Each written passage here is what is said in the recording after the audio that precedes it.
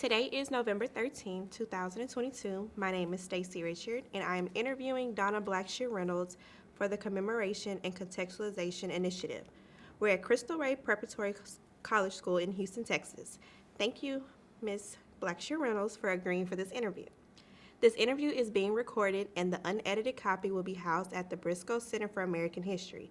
Please know that if there is anything you do not wish to discuss, I will honor your wishes. If there are topics you wish to discuss that I have not asked about, please bring it up. And lastly, if we need to take a break to get water or any other reason, just let me know. All right, so we're going to start off the interview to talk about your life before UT, kind of dive into your childhood. So talk about where you're from and your upbringing. Okay, sure. Well, I have a unique background. I think I was born in New Orleans and to an unwed mom who was a student at Southern University.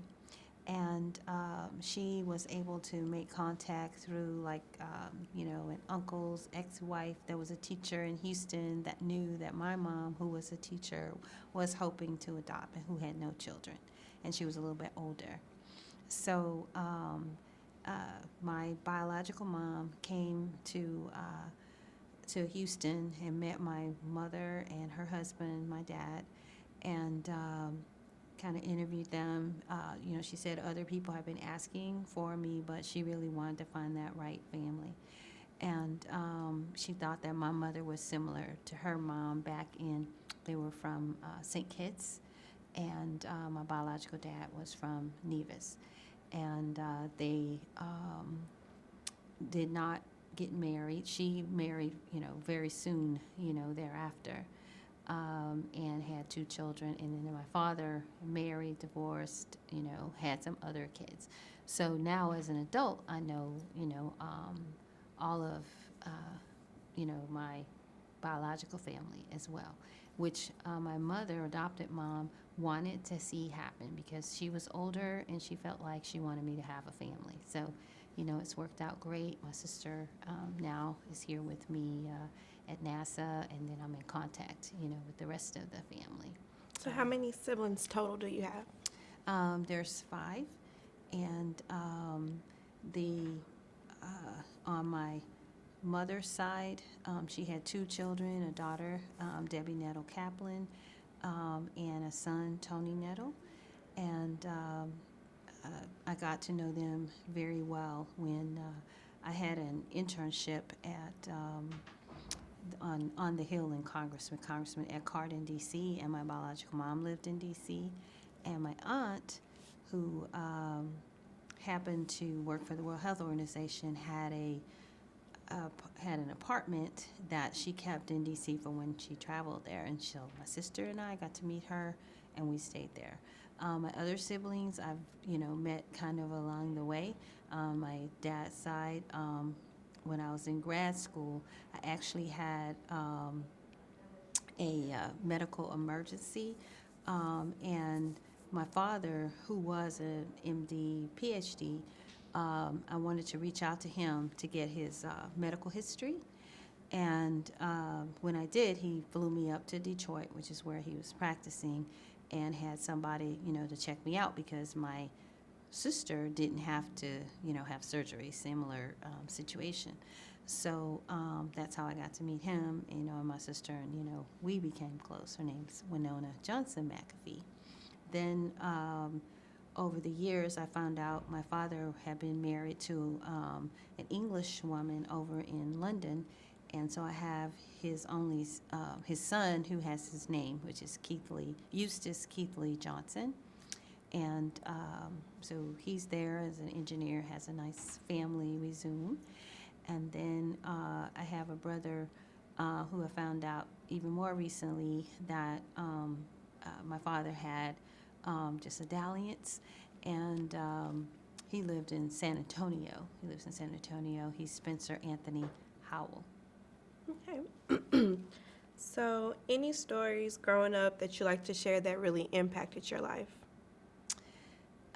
Yeah, I probably have, quite a few, but the first one that comes to mind besides the fact that I was really grateful that my mom told me all along, that I was adopted, so I'm very comfortable talking about it, and, really don't have any regrets. I understand a student did not want to tell her parents that, and she didn't have to. She didn't for like 5 years that she ever had, a child, so out of wedlock. So, so that was great.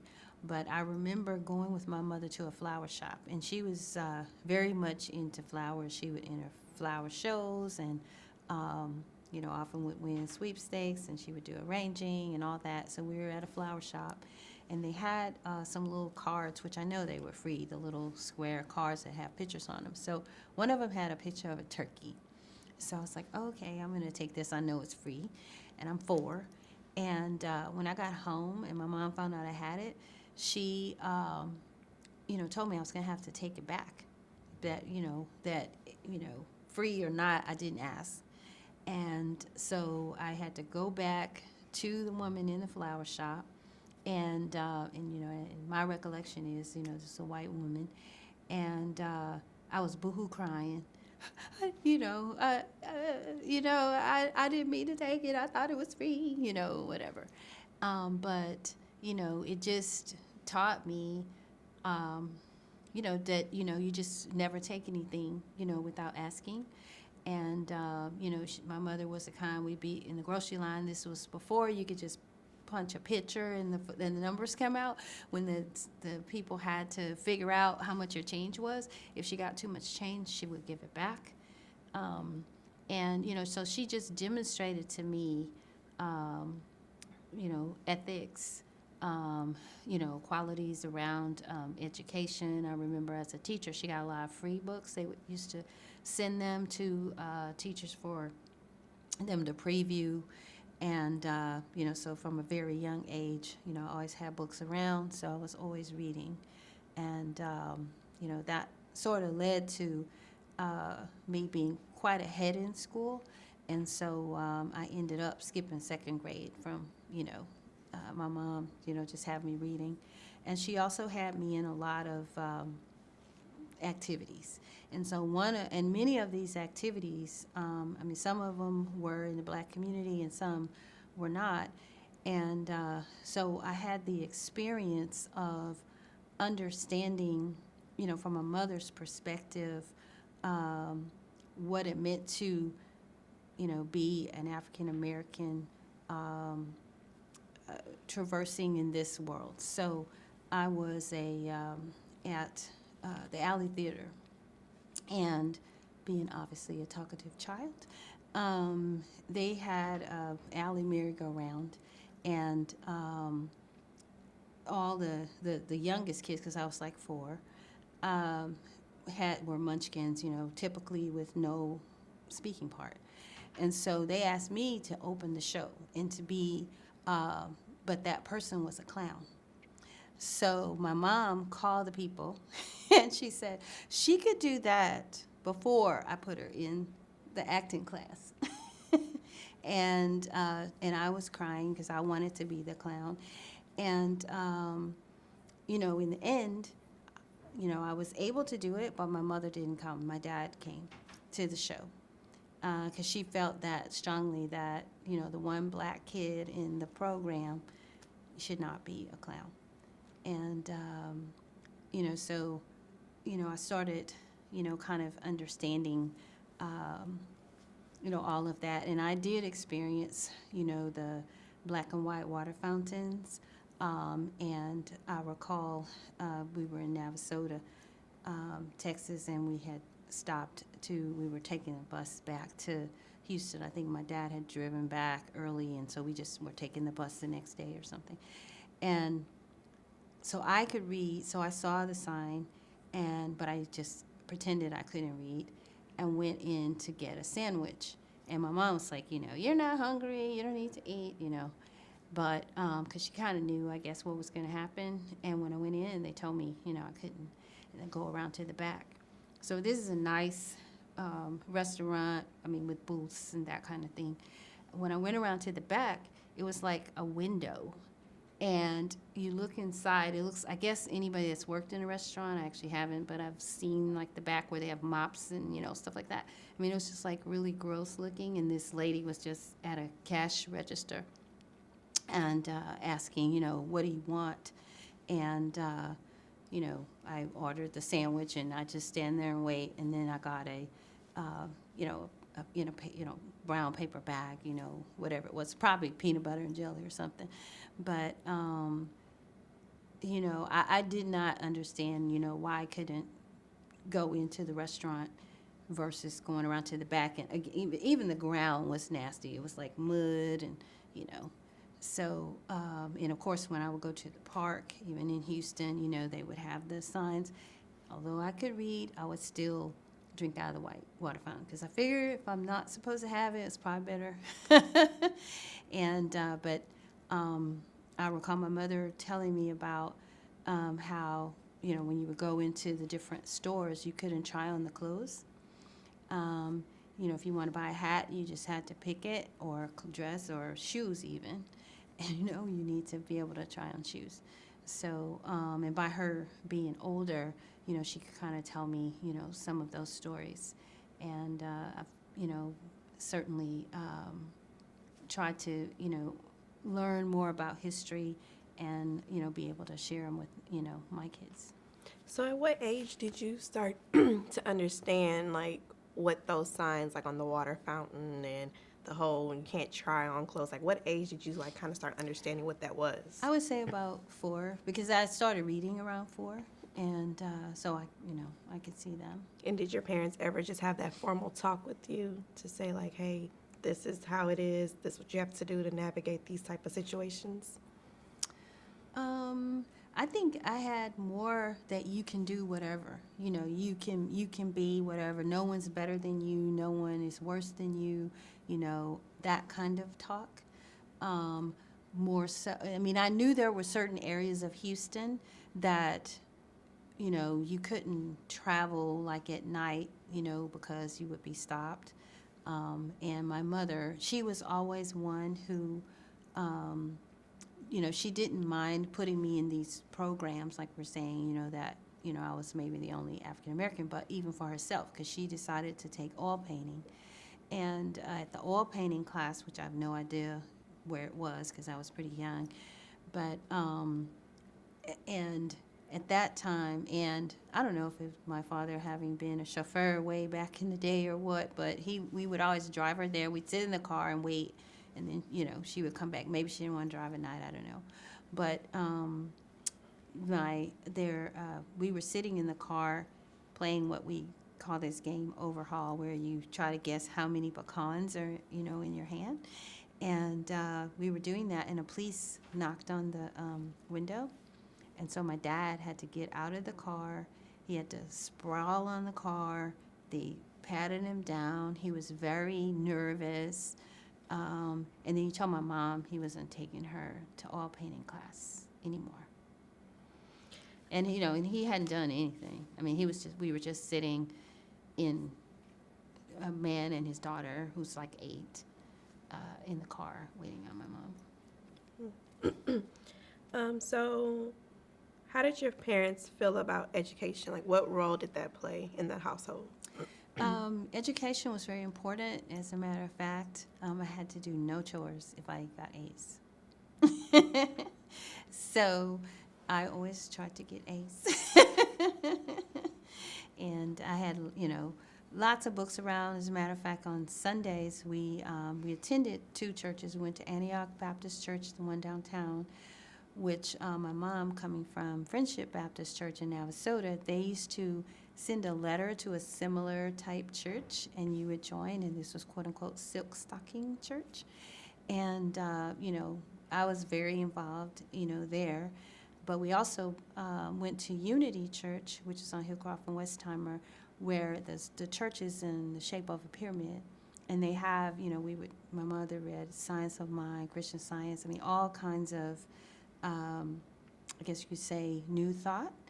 And so after church at Antioch, we would go to this place called News or something, some kind of news, and they would have newspapers from all over, from the Washington Post, New York Times, Los Angeles, Austin, all of that. And then they had a big, I guess it was a trawl that had like comic books and, other kinds of books. And so every week we went there and I would, get Betty and Veronica or one of those. So reading was really important, in education. And I never knew that, I shouldn't say I never knew you couldn't go to college, but I didn't even think that was something you would think, why would you not go to college? It's because they were just always talking to me about, you're going to go to college, you're going to go to college.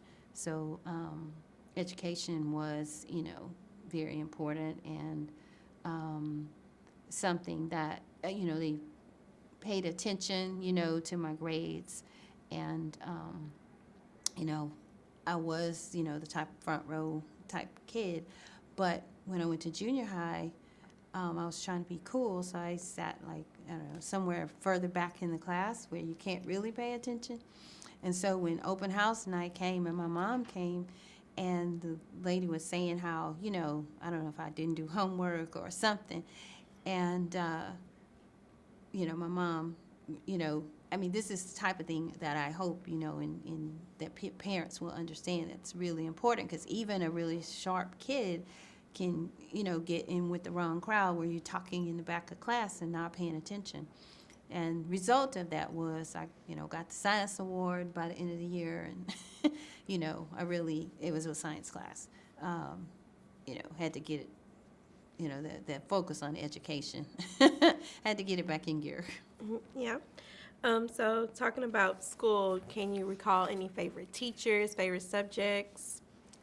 Yeah, my third grade teacher, Mrs. Pope, was also kind of a friend of the family. And, I really enjoyed being in her class. And because I had skipped a grade, I'm younger than the other kids and smaller. So I would sit where I would have to put my feet under me. And she was like, you got to get your dress down. And, she was just loving and caring. Then the fourth grade, I ended up in a man's classroom where you would get a lick if you missed a spelling word. And so, and really hard lick. And, again, being an only child, I guess, I was complaining about this guy. So my mom decided to put me in private school. So she put me at St. Francis of Assisi, which is, at that time, it was majority white. And then there were some Creole African Americans, but at that time they considered French. And so that was a really tough time, because no one would play with me at lunchtime. I got called monkey, all the different things, can you wash your skin color off and things like that. And the teachers, I think they were a little perturbed that I was, so young. And so they kept trying to push me down as far as, the reading group, things like that. But I never told my parents what was going on. I always expected that the parents wanted to hear only good news, like I made an A, whatever.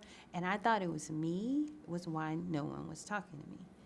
And, probably the most poignant memory is I kind of had a crush on Timothy, who was a Caucasian male. And I brought Valentines for everyone, the whole classroom. And all my Valentines were returned on my desk. And then not being Catholic, I had to sit while everybody went to get their communion. And, one time I just went up anyway, and they were like, you're gonna, what's gonna happen to you? But, eventually, I think my mom noticed how the teachers were, that they weren't supporting me, and she decided to put me back, in a school where she was teaching. And so, I ended up there. And there, you, believe it or not, you run into, you know, teacher competition. And so, they were like, just because your mom works here doesn't mean you're going to get to, XYZ. And so that wasn't very fun. And then the next year, sixth grade, I was put in a room where my mom actually knew the teacher, and she was very loving. But the way they had broken up the kids, she had the lower group, so I was in group 1 by myself. And she would have all my stuff on the wall to do, separate from the other kids. So spelling bee, math bee, everybody's cheering for me not to get it right. Because I was always usually getting it right.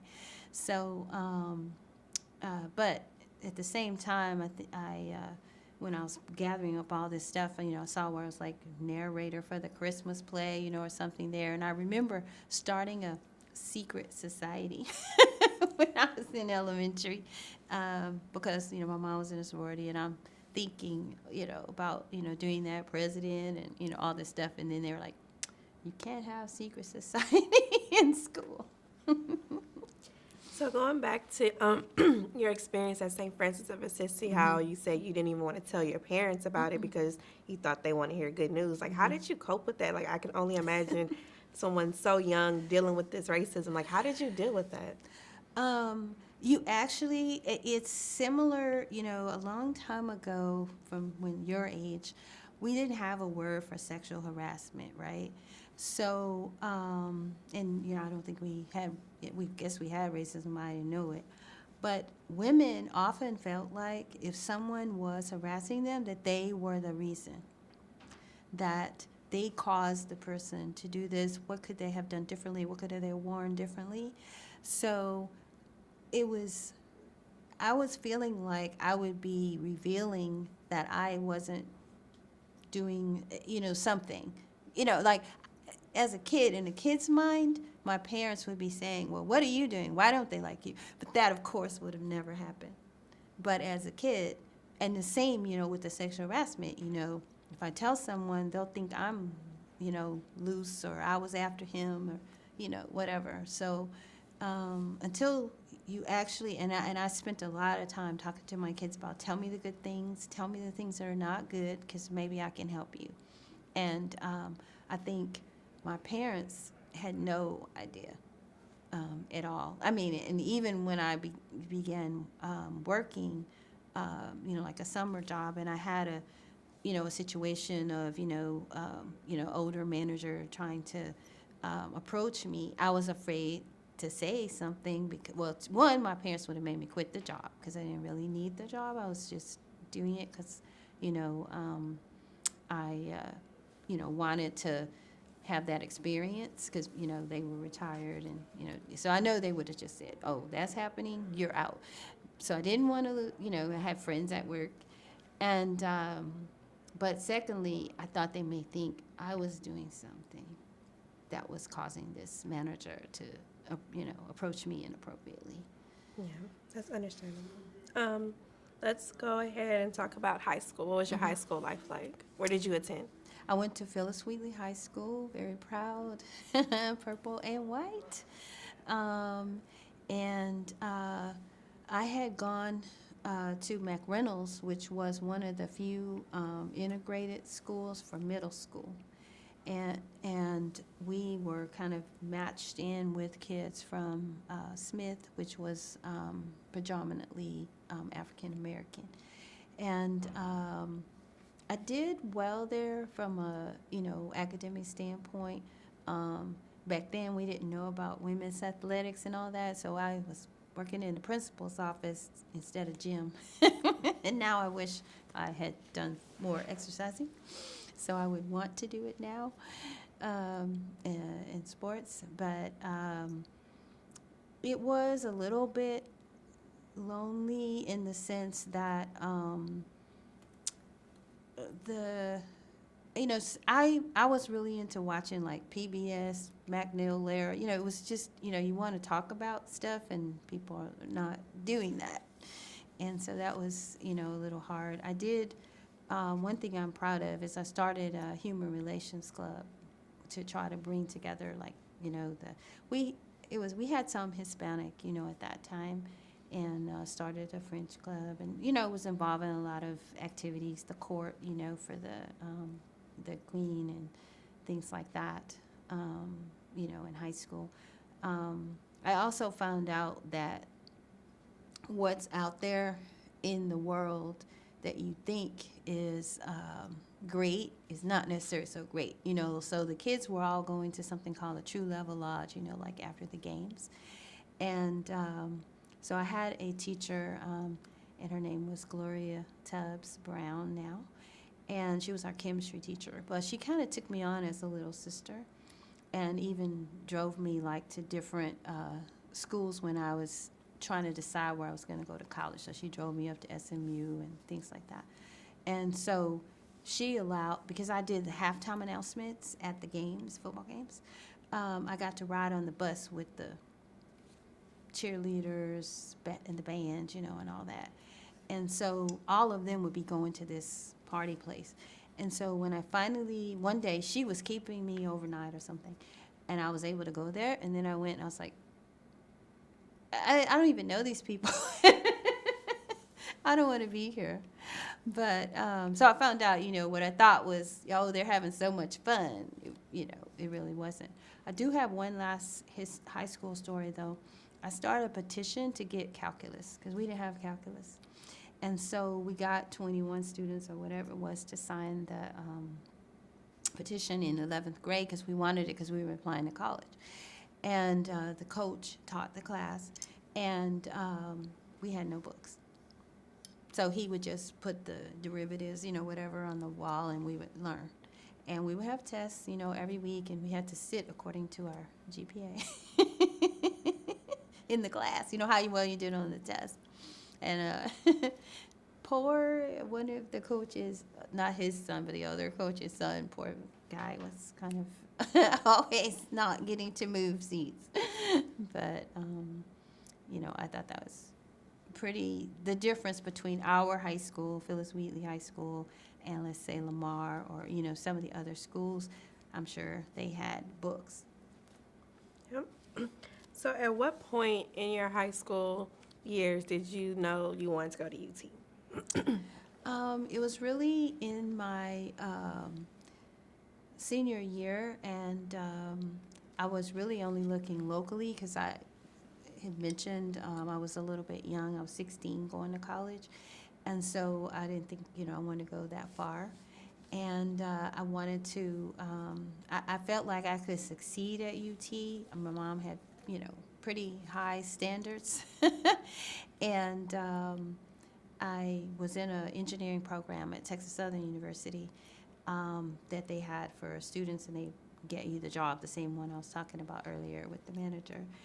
And, there was a cute boy that was going to UT who I never actually dated at all. But he was saying, I'm going to go to UT, and I'm going to do engineering. And his parents owned like a barbecue joint. So I was like, okay. And, I was trying to decide kind of between UT and U of H. I actually did not consider Rice because at that time I was aware that the person who started Rice really didn't want, people of color to be there. I think it was in his will. So I thought I didn't want to go there. And so I was just kind of looking at those two mainly. I went to SMU, Texas Lutheran, Trinity. Trinity had one African-American at that time. A&M had like 32, which mostly on the football team. And SMU had in the 30s as well, and but mostly on the football team. So UT, we had 400 African Americans out of 48,000. So 1%, you could walk across campus and never see a black person. You could be in a class 500 and never see, a black person. But I always sat on the front row, got to know my professors, went to office hours, all that kind of stuff. Got involved in a bunch of activities. we didn't have, Google, or I couldn't go look, other than just to visit. But I did visit the schools, to decide, where I thought it would be a good fit. And I did like UT. So let's go to the moment when you applied and you checked the mail and you saw your acceptance letter. How was that in that moment? Oh, it was pretty exciting, and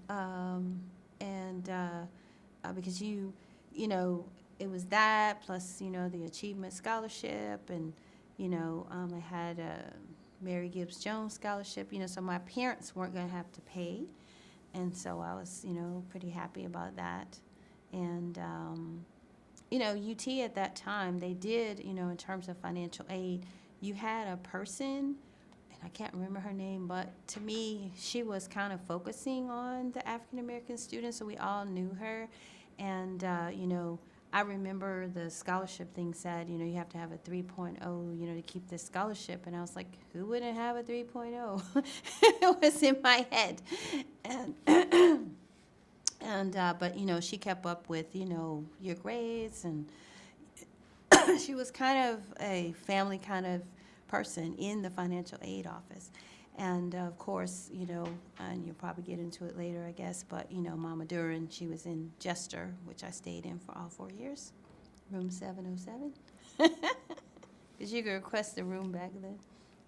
Oh, they didn't even have that when I was there. So what did your friends, like, from high school think when you said, oh, I'm going to UT, and most African Americans who come from a predominantly black high school, we go to HBCUs, So what were their thoughts? Like, why are you going there, or how did they receive it? I don't recall people actually talking about where they were going to go to college. It was kind of different back then. It was kind of like rolling admissions. I don't even know if we applied that early. I might have found out in like June or something. I don't actually remember, but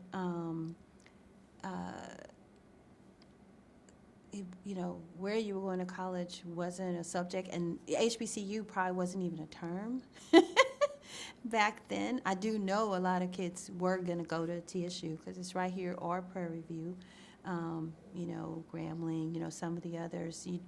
Nowadays you hear a lot more about Howard and so forth. And my mother actually, she went to Prairie View in 1929, but her brother ended up going to dental school at Howard. So way back in the day in the 1920s, some and actually from Navasota, Texas, I actually met a guy who went to West Point back in 1929 or whatever. That was African American, and he ended up, getting involved with the Buffalo Soldiers Museum here. But it's really interesting if you can go back even one more generation to me, at my mom's age or whatever. There were folks going to Columbia and everywhere, from these small towns in Texas. That's interesting. So talk about your first day on campus at UT as an African American. How did you feel? It's really interesting because having gone to an all-black high school, although, as I mentioned, I had this church I went to where it was, we were actually only African Americans, and it was a very welcoming environment.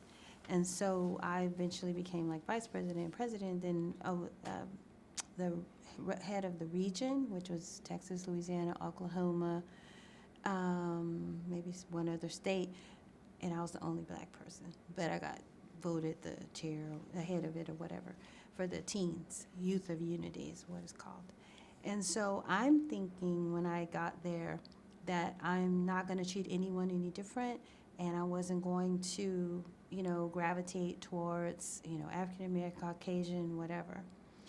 And then I kind of realized that, if you smile and hi, some people didn't necessarily, speak back, which I was, in this unity environment, obviously, the name Unity Church of Christianity. everyone was, loving. I would lead the meditations, so forth. So then I went to a meeting of UNIT, and they said, which was one of our Black freshman organization, and they said, if you see an African American on campus, to speak. And so I, started doing that. And I think that was the best thing because, I learned that it's okay to say, hello to people that maybe you don't know, but you know their experience just from, also being African American. So I got, very involved, became chair of the African American committee, at the Texas Union, bringing in speakers, all that kind of stuff. And became an AKA at Delta Psi chapter. So I was very involved actually in the Black community there, as well as, ODK and Mortar Board and Texas Relays Committee and, all that kind of stuff too. But, first coming, just, because I had been exposed, it wasn't like I hadn't been around, other groups. And just because of my mom, I never viewed like a professor in the end, I actually asked the president of the university for a recommendation when I was applying to Harvard because being involved in some of these things, and she was too, I didn't, see them as up here and I'm down here. So again, that's why I would go by the professor's office and, and since being such a big school, because no one really goes to the office, you were able to really make, connections with the professors at UT. And, one of my stories is that Dean Elspeth Rostow, who was a advisor for the Mortar Board and ODK, when Barbara Jordan came to teach at the LBJ school, she was only teaching grad students. But I went to Dean Rostow, and I was able to do an independent study with Barbara Jordan. So I would go to her office every Wednesday with these reports, and I would go down on the Hill to hearings, and they had to do with Health and Human Services. That was the department that I was supporting, and then I would meet with the head of the department to say, oh, because there's no Google, there's no online. So I would say, okay, I sat in the committee hearing, and here's some things that would impact your agency that they were talking about, and here's which state rep or whatever is pro, let's say was given an employee pension plus up or, something like that. And that was the independent study, but I had to meet with her on a weekly basis, along with another friend of mine, that Arlise Upton Key, which she just became a distinguished UT alum, and she's African American, was in my sorority, and I think Barbara Jordan, because she became a lawyer, became her mentor. So I really think getting involved and getting to know faculty, and probably, again, because of always being this person that was, like I say, McNeil Lair Report, PBS, whatever, I actually probably communicated better with faculty. And so I got to know a lot of them, and became a peer advisor in the Minority Student Services Office, and started a faculty resource file where I got resumes of all the Black faculty, which was able to look at those resumes and get ideas. That's how I ended up teaching when I was 22 graduate students at TSU when I started working at NASA. Because one of the resumes I was reading, said, oh, he was teaching when he was just, straight out of grad school? Okay. So I really think that, you can make a large university small. You can't make a small one large. And, I had some really good experiences with faculty, both African-American faculty, even faculty I didn't have a class from, because we did these fireside chats. And, as well as, through those organizations, working with leadership in the university, getting on, the lectures committee for faculty within arts and sciences. And a friend of mine was on the board, not the board, but on the selection committee for the new president, and he was an African-American male. And so he invited me to the reception, and this was, one of those moments where we were the only African-Americans in the reception for this person who was applying to become the president of the university. And so at one point, some lady just handed him a glass. And he was like, not working, I'm here for the reception, you just would run into those type of situations when you were somewhere that you weren't expected to be. Then you got, asked, things, that you, thinking that you were working, as opposed to a student on the committee.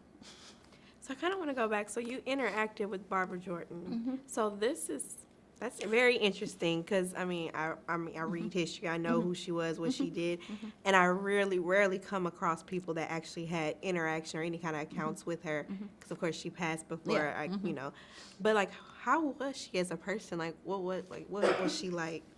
Well, the first time I met her, actually, I was in junior high, because she actually lived in Fifth Ward, where I lived, and my mom knew her mom. And so I invited her for our Black History program, which I was involved in helping to do at our junior high. And she was, so happy to be there. She really wanted to be a role model. And of course, she had that beautiful voice, and all of that. And I got to meet her trainer later, from Texas Southern, the movie, The Debaters. He was the one that, taught her how to speak that way, because she went to TSU. She said she didn't go to Prairie View because she didn't like that view of the prairie. And but when she was in graduate school or teaching grad students, at that point, she was like in a wheelchair. So she had students that were helping her, to, just traverse the university. And so she was very, humble and appreciative of, kind of extra help. Because again, even disabled wasn't a thing. People were like that. I would say she was pretty strict. I mean, I ended up A- in her class. She would read all her stuff. She wasn't personal with me. She may have been with Arlise, like I said, because Arlise went on to law school. But, when we would meet, it was all about the work. And, she didn't really, and maybe I didn't bring up, tell me about your family, I mean, she didn't have one, but you know what I mean. Her, when I say family, as far as she wasn't married or no children, but, her at home or something like that. I never engaged her on that. I think I'll admit, hoping that she would ask me, like try to say, okay, you're applying to the Kennedy School at Harvard, is there anything I can do to help you, which some of the younger faculty was like that, advising, but I think she kind of kept it professional. That was her personality. Okay. So let's just switch gears. You're a 16-year-old freshman at UT. How was that? Like, when you think of a 16-year-old, you think of your sweet 16, you get in your first car, you want to party, hang out with your friends, but you're at UT. True. And I turned 17 not too long, after. I just graduated high school, 16, and, in the fall turned, or late summer turned 17. But it was, I just believe what my mom said, I guess, like I was in my room by 10 o'clock at night, and my roommate, actually how I got a roommate was at orientation that they have where you go up, I guess, in the summer for a week or several days.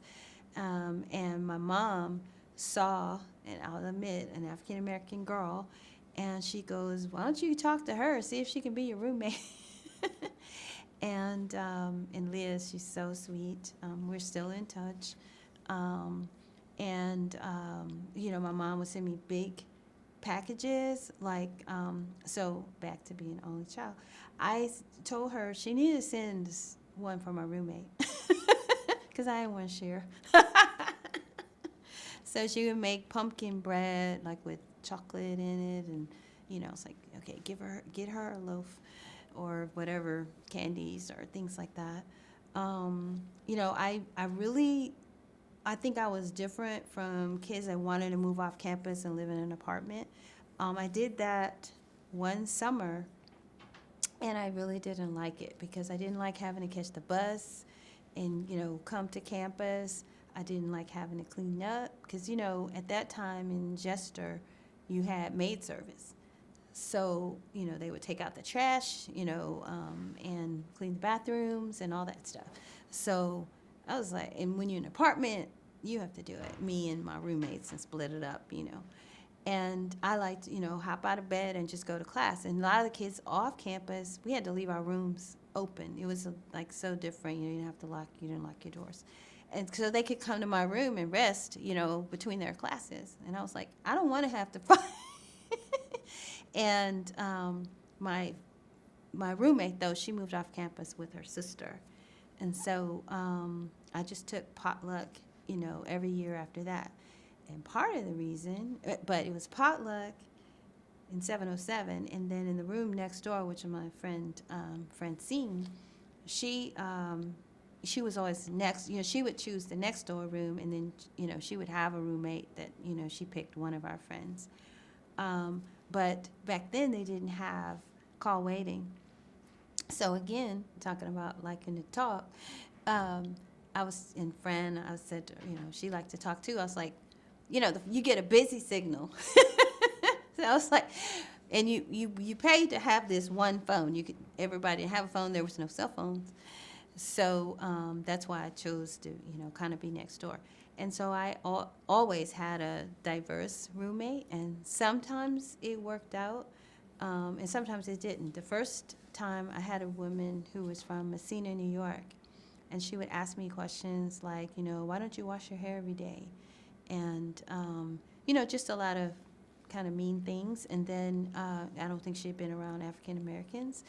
And then when this December came, she wanted me to move so her friend could move in. I was like, no, not moving. You can move with the friend. So, then I got another potluck, and she was a Dallas Cowboy cheerleader, a white woman.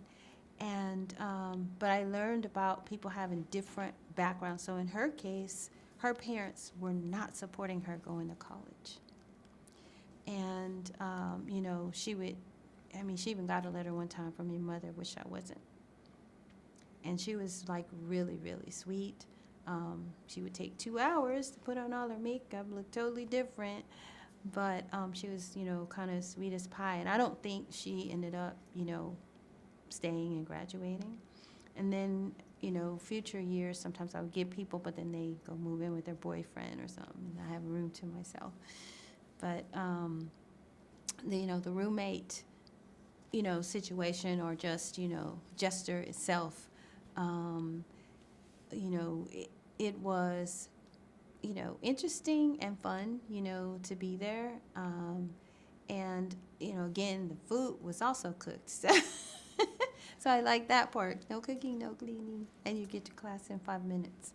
I will tell you that one of my girlfriends talked me into working in the athletic cafeteria, which Earl Campbell was there and, all the athletes. But at that time, there wasn't a big focus on academics for the athletes. I'll just put it like that. And they would haze the young one, the ones coming on, to back then, if a guy liked you, his friend would tell you so-and-so likes you. So it was kind of like that. And Nighthawk Restaurant was they had a chef, and women actually at that time were not being served in the athletic cafeteria. It was all male. And I can tell you the basketball players eat the most. But I was thinking, okay, resume, I'm going to apply to grad school. And I would read the Daily Texan every day, and I saw the peer counselor, and I was like, okay, because the other thing about it was I didn't know if you're a server that you also have to clean. I guess there's a theme here. I don't want to clean. But, I thought you just put the food on the plate. But you actually had to clean the soda machines and all kind of stuff. But, oh, no. Let me get peer counselor. But being a peer counselor was in the Office of Dean of Students. I got to meet the Dean of Students and, work with him. And when I did become the first African-American to be in the election for UT Sweetheart, I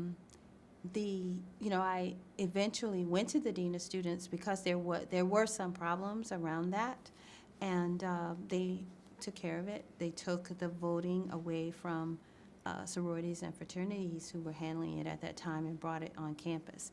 And not too soon thereafter, there was more faith in the voting. I guess I'll put it like that. So you were the first Black UT Sweetheart finalist. and then you were the first Black Miss Black Austin. Miss Black Austin. Mm-hmm. So what was your prep for that, and how did you sign up and get involved in that? So my friend Arlise that we were just talking about, distinguished UT scholar, law student, she said, hey, let's get in this contest because we can win $500. And I was looking at information, last night to get ready for this, and it was actually $550. But, and so when we had to go into East Austin, with I guess if we describe, kind of like the hood, to this beauty shop. And it was the beauticians and some other people that were putting it on. And so the lady who was there, she gave us sponsors, for the contest. And so my sponsor became like a second mom to me in school. And her husband was a constable, Donald Nesby, and he, she was doing it for the advertising, I guess for him, but she didn't have any girls. So she had 2 boys, and she said they wouldn't let her do anything for him. So I was like, no problem here. She was like, bring me your clothes. She washed my clothes, ironed them, just leave them on Friday, pick them up on Sunday. I could go over there and have, pigs in the blanket or whatever, they would cook breakfast and, take me shopping, things like that.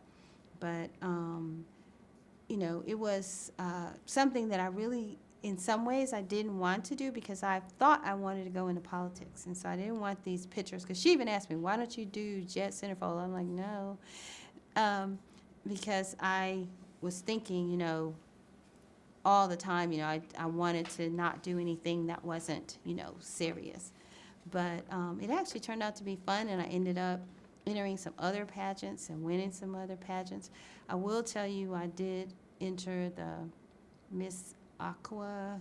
It was something where they never, had an African American, and it was where the boats, the yachts or whatever in Austin, and I was not treated very well. No, and I was out like in the first, round or, whatever. And I knew why they didn't want that. So, can you talk about like what kind of treatment you received there? Just a little bit, you mind? Yeah, they were just not friendly. I don't know if they ever had an African American apply for this Miss Aqua. I don't even remember what it was called, but I, after being Miss Black Austin, I really felt it was important that I not restrict myself. And at that time, we hadn't had a Miss America that was black or anything like that. So, but I thought, why not?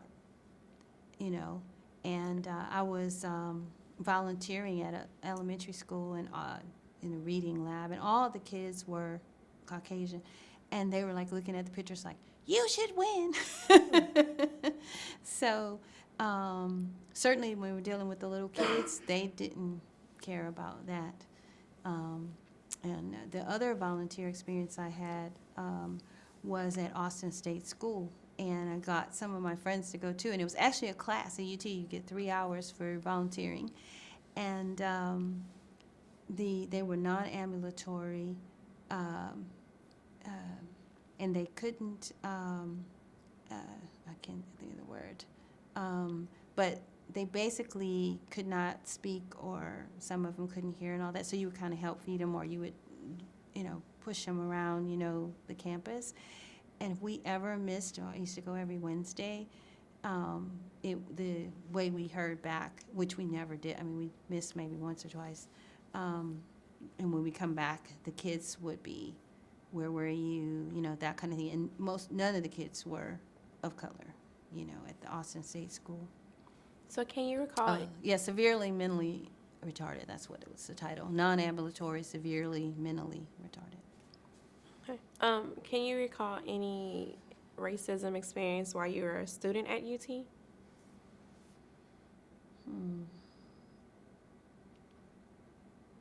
Well, certainly, with the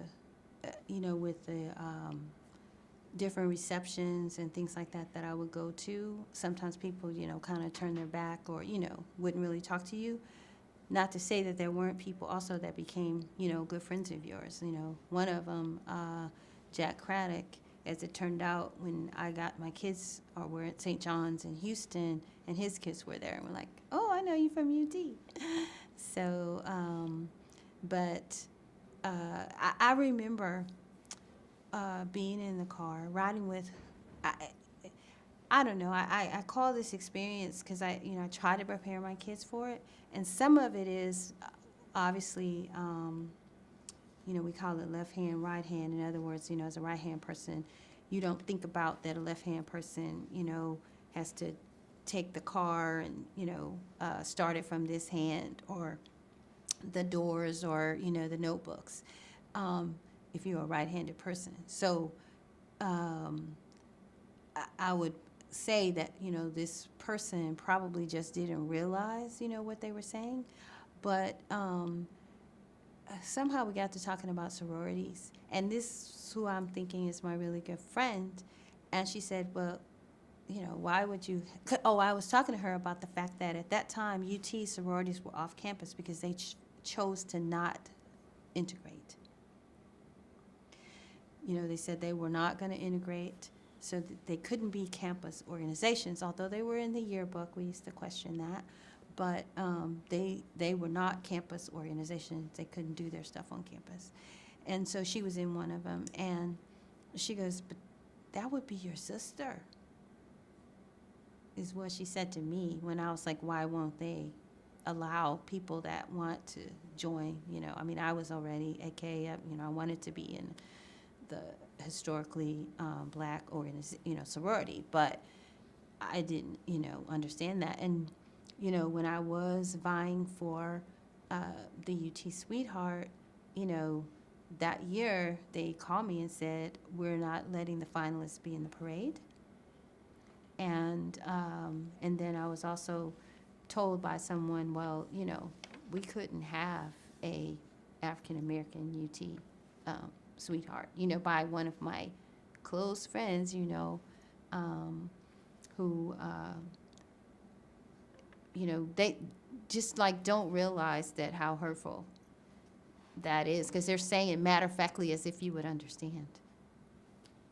And so I again, I try to prepare my kids for that sometimes, have friends of all groups, but when you become close, there might be something that is stated that it will take you aback. And because they're assuming you're seeing the world, the way they are. I had a follow-up question. So, a lot of times when you're at UT, you were the only black, in some classes, some clubs, some organizations. How did that, was that uncomfortable for you? Or did you just try to, not even think about it and just enjoy the moment? I think that, again, I probably had that sense of entitlement, just growing up that way. So, and I've always been that person, that somebody doesn't want to speak to you, I'm going to speak to you. And, and maybe you'll speak back, maybe you won't. I mean, it's always, give out what you want to get back. And don't make assumptions that, things are going to be bad. I really didn't.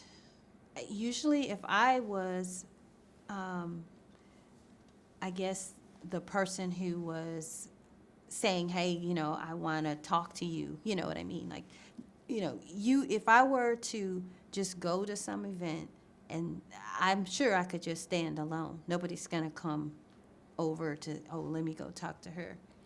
But, and I knew that, and I didn't think about it that much, but I realize it. I realize it, today. If I were to go to a parent's, reception, maybe somebody might come over, but it's non-typical. You typically have to be the one to put your, start talking and get their response.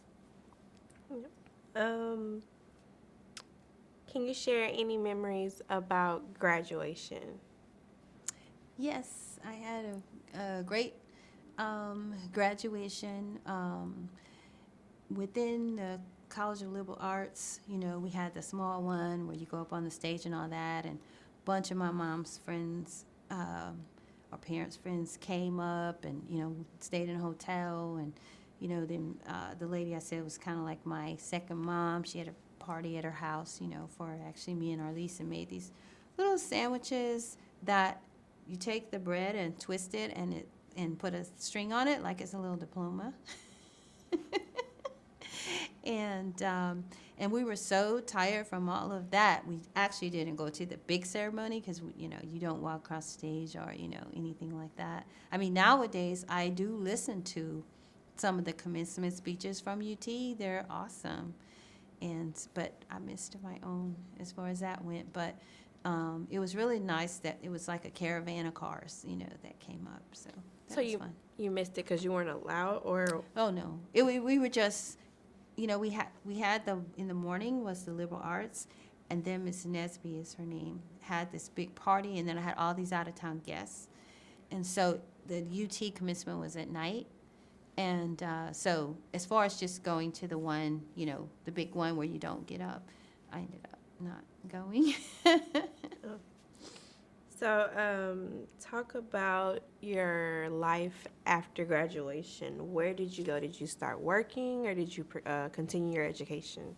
Actually, someone said to me, they said, you don't want to work, you can work for the rest of your life, stay in school as long as you can. And so at UT, I got the opportunity through one of their, back then it wasn't online. You had to go to some classroom to hear about it. They talked about the Danforth Fellowship. And so it would pay for you all the way through PhD. And so I applied for that, and I got that. And I actually initially was going to apply to American University because it was in D.C., and I thought, hey, I'm interested in politics.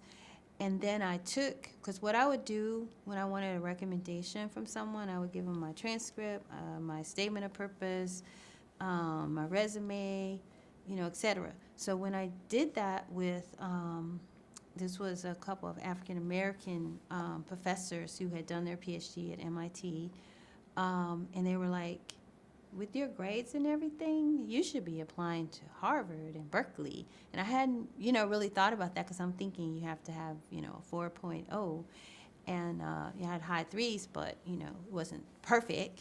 And so, that really opened my eyes. So the fact that we had faculty of color that cared, made a real, a big difference, back in the 70s.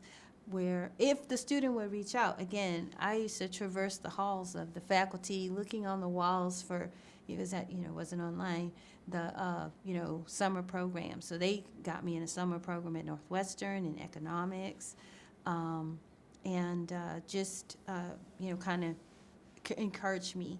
And Harvard actually came to UT to interview students for the Kennedy School. And so that's when I first met, the woman who was, kind of in charge of that. And eventually she had me actually recruiting at different schools. And I got to know the dean at the Kennedy School pretty well. And again, thinking that everybody is the same, So when I had a situation at Harvard where, two of them, but one where I had been making, the way they had the scores were 1 through 5. And I'd been making 5 or 4 on all the assignments. Well, when the final assignment came back, it was a 2. And, probably if it was a 3 for the final, I probably would have let it go. But I was like, oh, there's no way I'm below now. I might be the same. But so I went to the professor and, after conversation and then me saying, well, I think I'll go talk to the dean, he said, oh, let him go back and look or whatever. And then he came back and he said his ruler slipped. I actually had a 4.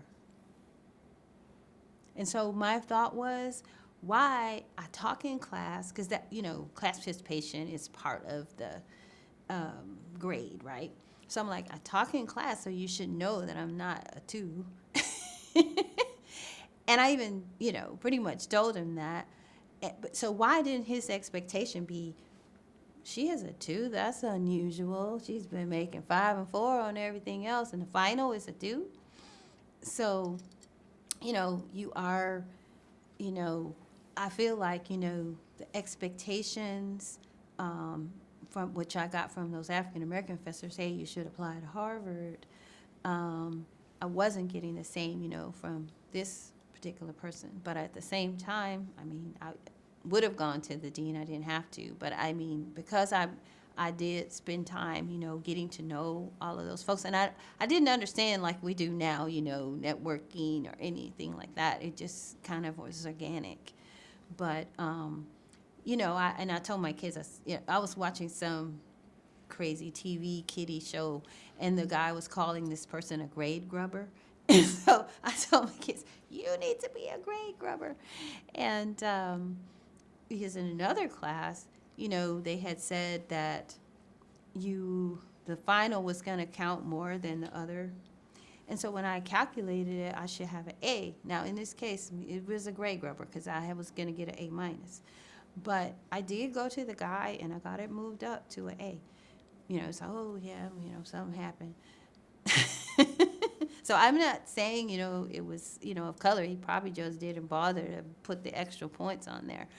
But, I would talk to professors after class, like any question I had of, whatever was going on. And so I think, what I see, and I see this in the workplace as well, is if you are, let's just say even as an intern, if you're an average intern and you're of color, the thought process is that, of where you can go is different than maybe a person that's not of color, because they can relate to that person. They think, oh, that's just youth. They still see them as able to get to 5, whereas the others, they don't. And I think that, that is something you feel, as a person of color, that, yes, if you go above and beyond and you, as your parents told you, you have to work twice as hard, all of those things, then typically it's pretty difficult, even just, based on, the work you do, to discount it. But why is that, why not see that potential and say to that average kid, you can do it, you can do better, especially when everybody doesn't have. I had a real fortunate experience as an unwed mother, adopted child. Then a lot of kids that they don't have that, like my roommate, the Dallas Cowboy cheerleader, where the parents are not supporting. They just want you to get a job. Okay. So at what point after you're at Harvard, in between you starting, like you graduate and you start your job, at what point do you meet your husband? I met him. I was at NASA as a presidential management intern, and that was a pretty selective program. They have 200 people across the nation. You can work at any agency, and I took a leave of absence to go work to the Wharton School of Finance to work on a PhD since I had this fellowship, the money from Danforth, and did that about a year and a half, and came back to Houston and was going to Antioch Church, became church clerk, taking in the new members. And I actually spoke at Ron McNair, the astronaut, his funeral, because he went to our church, was a deacon, and I was church clerk. So it was an interesting sidebar. But so my husband joined the singles at the church. I think his mom had told him when he was not having good luck that he needs to go to church. And I'll never forget this sermon. This woman said that there was a girl who was complaining that her husband was always in the club. And she said, well, where did you meet your husband? So I did meet him in church. He's a good Christian man, and he is from New York, in Evanston, Illinois as well. And he has been, great dad to my kids, Cornell electrical engineer. Then he went on to Texas Southern University and got his law degree. So that's what he's doing now. And what year was this?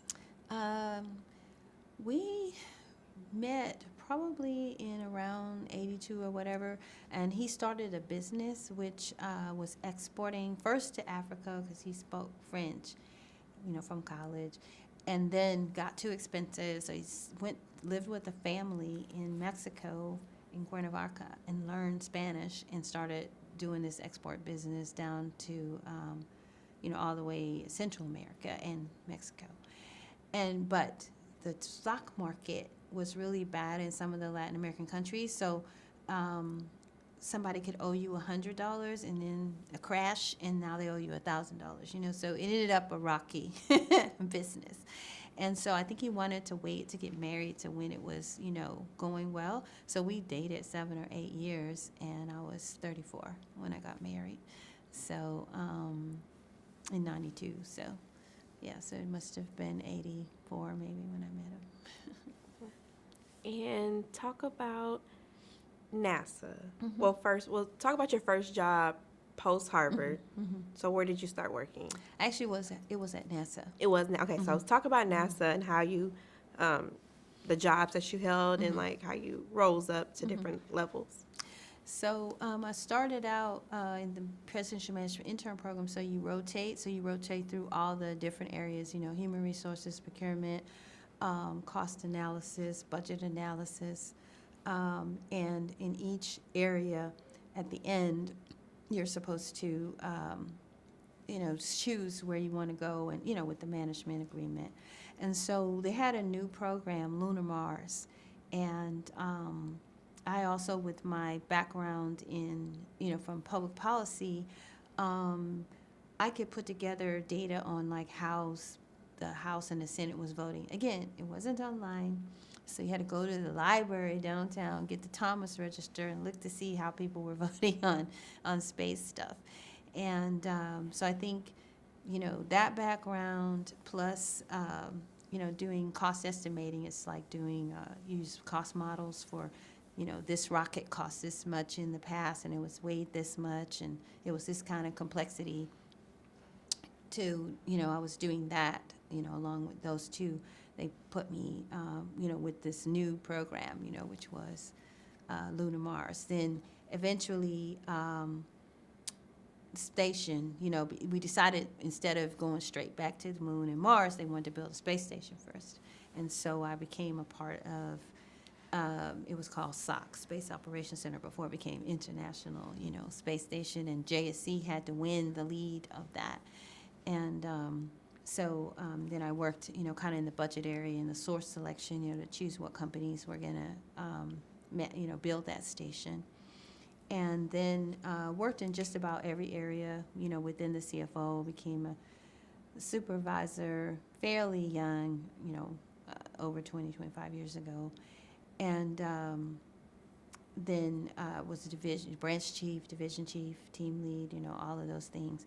And now I'm the associate CFO for organizational development.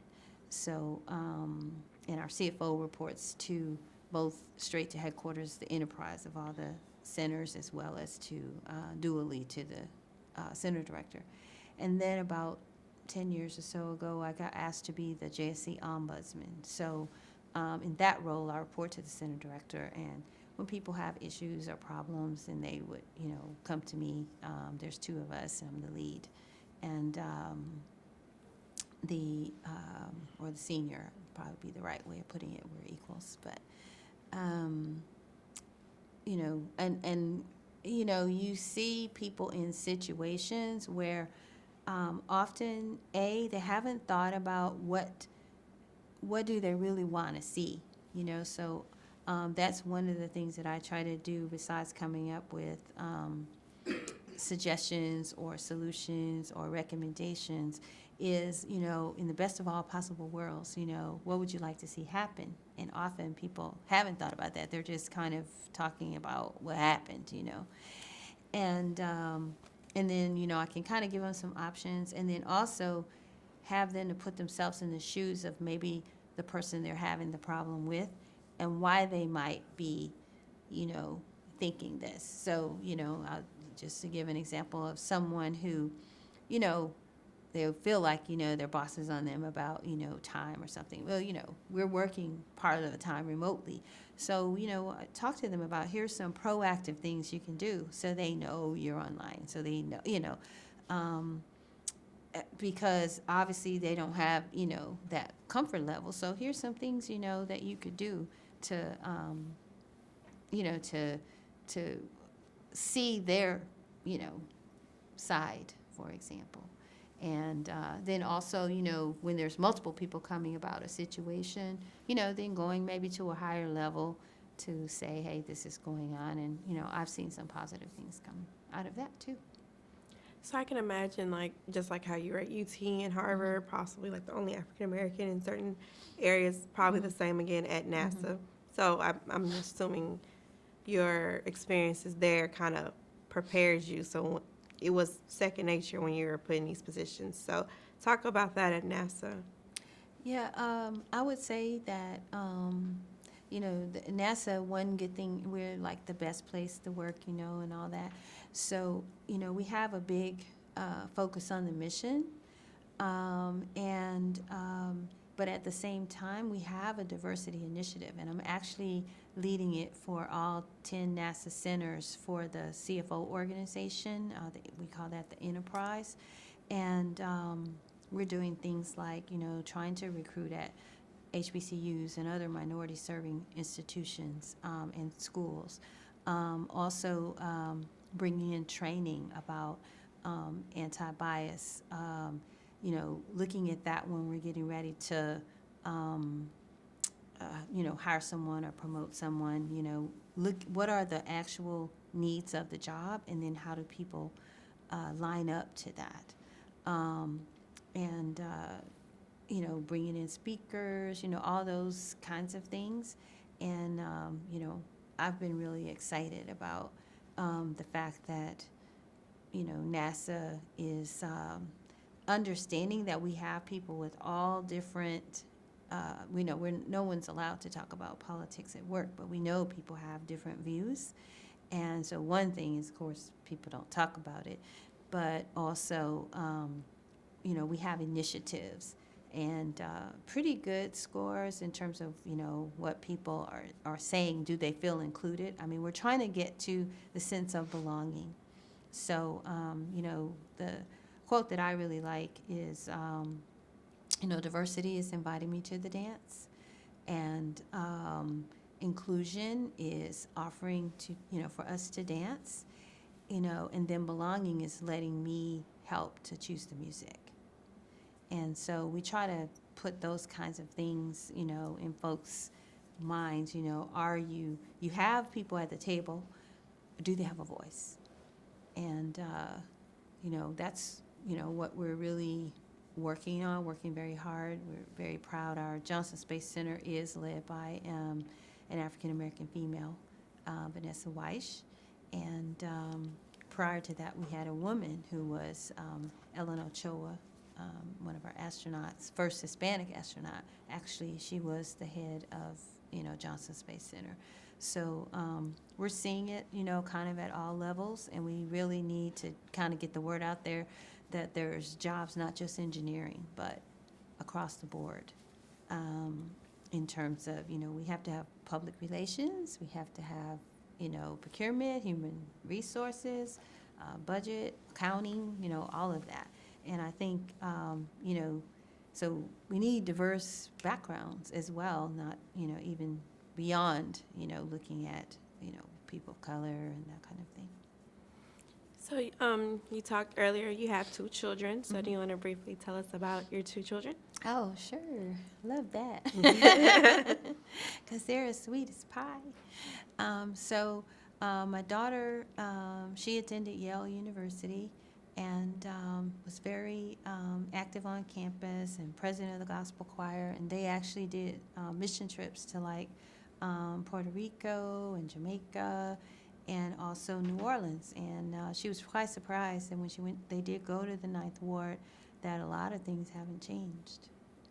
And but she took the largest group ever on that particular, service mission. I think it was about 30 kids or something. And now she's in medical school at UT Southwestern in Dallas. And so she's, fingers crossed, psychiatry residency is what she's looking to do. And so she's in the midst of interviews right now. And then my son, Evan, followed his dad. His dad went to Cornell back in the day. And then at Cornell, they actually, he'll talk about it, prior to him coming maybe a few years, they actually had an armed resistance of black folks at Cornell back in the day. And that's where Phi Alpha was founded at Cornell. And so my son joined Alpha. And he is now applying to UT for, and other schools too, but UT's high on his list for a clinical psychology PhD. And he's working at UTMB in Galveston doing research and assessments. And things have come a long way, I will tell you, because I was in his room, and because he's a remote worker. But this was after work, and he was studying. They have, where as a psychologist, he's asking questions, like, who do you confide in, or, things like that, to a avatar-looking person. And it actually talks back. So it's pretty amazing. The guy goes, well, mostly I confide in my wife. I mean, it's a machine. And then, he has to do some kind of test on it. That's cool and scary at the same time. I know, because it's a person, and this particular one was actually a person of color even. Okay, so we're getting towards the end of this. So with you attending UT, you paved the way for so many other Black UT graduates, including myself. So do you have any advice if there's like an African American who's debating, like, should I go to UT? Do I belong there? Will I have the same experience? Like, how would you encourage them to go ahead and apply? Definitely, I would say that back to you can't make a small university big. UT has every kind of major. I remember when they put in the $8 million swimming pool at UT, had no waves, for the athletes to, work out in. Of course, Austin's a great town. And many departments are pretty high on the list as far as, the quality. And many of the professors have come from all over. And so once you're an undergraduate, you decide to go to grad school, you're probably going to find someone who, went to that school, wherever, unless you decide to, stay at UT for grad school, which is great too. Tuition is pretty good, there. I didn't talk about going to the football games, but I did go when I could go with I had a friend who was a state rep, so we would sit on that side in the shade. But I did know, a lot of the athletes there, so I think they'll find that, if they're really into sports, we have great sports. The Texas Union was wonderful, when I went there. If you want to, talk on the racial issue, we had Soul Night, but it was Monday night when you should be studying. But we all went anyway. Try not to have too many Tuesday, Thursday classes, I guess. But because at that time we didn't even have a black radio station in Austin, so only on Soul Night, or I think it was Friday or Saturday night, there was, blues and, something on the UT radio station, because they weren't commercial radio stations. But now, they have all of that. I would say the national reputation of UT, and even when I went to NASA, I think that was really the drawing card for the person who hired me. And frequently, if he was introducing me to other people, at NASA, he would really talk about how, I attended UT. And there's a real, the alumni, I think, connections. I think there's about 50,000 students now. So just think about, where those people might be in that alumni network, in the international reputation, not just if you go on lists, where they rank schools, you'll find that UT has international ranking. So, for all those reasons, and if you're not from Texas, you can be close to home too. Yep. Is there anything else that I did not ask that you want to add to this interview?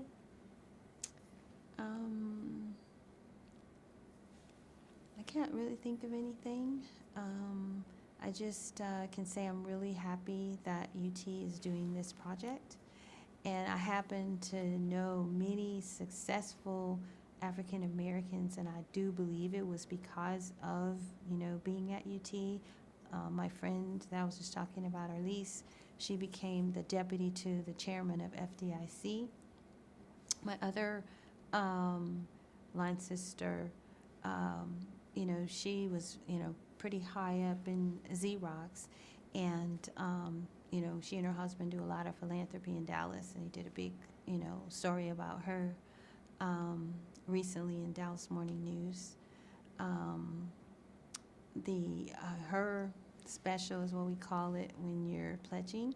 She became superintendent of schools for Dallas ISD.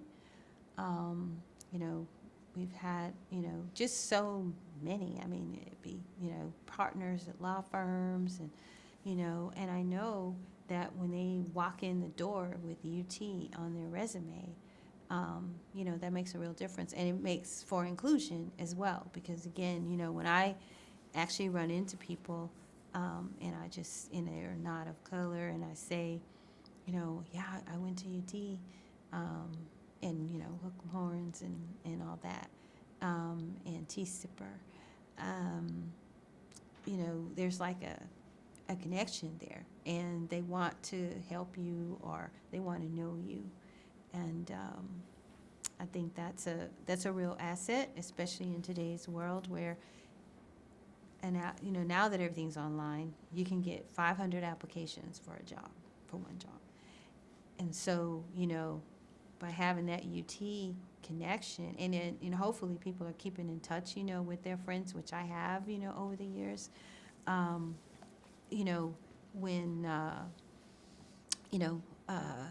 you are, trying to do something, whether it's a charity or whether it's, helping someone get a job or an internship, you can turn to your friends at UT, from UT, of all different backgrounds. Okay, well, this concludes our interview, and thank you for your time. You're welcome.